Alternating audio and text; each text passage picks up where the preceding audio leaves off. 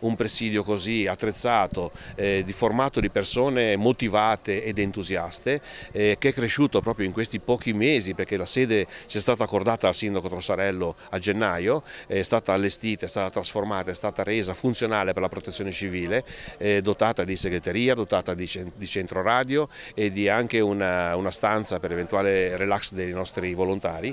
Quindi sarà un presidio che sarà attivo sempre negli stati di allerta meteo arancio e rosso e collaborerà con i comuni associati col comune di Moconesi, perché hanno le funzioni di protezione civile associata, quindi una maxi convenzione che riguarderà 7 comuni per un totale di circa 20.000 abitanti della zona. Quanti volontari già stanno ruotando intorno a questo presidio? Questo presidio è nato, diciamo, con circa 8 volontari che erano disponibili a residenti in zona.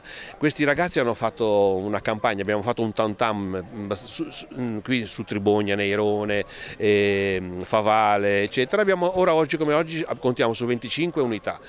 25 unità motivate, preparate, appunto, è la cosa molto importante, perché in protezione civile non improvvisiamo mai, non si deve improvvisare. Moconesi sarà il comune capofila di una convenzione che vede diversi comuni coinvolti. Sì, Moconesi è capofila di questa convenzione che racchiude Lumarzo, Tribogna, Favale di Malvaro e Neirone. Per chi volesse affrontare questo percorso, che è anche di crescita personale, diventare volontario di protezione civile, come può fare?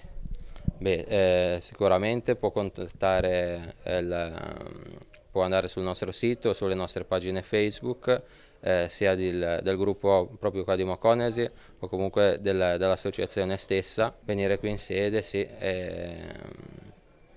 poi lì sarà spiegato poi tutta l'attività che faremo qua sul territorio di Moconesi.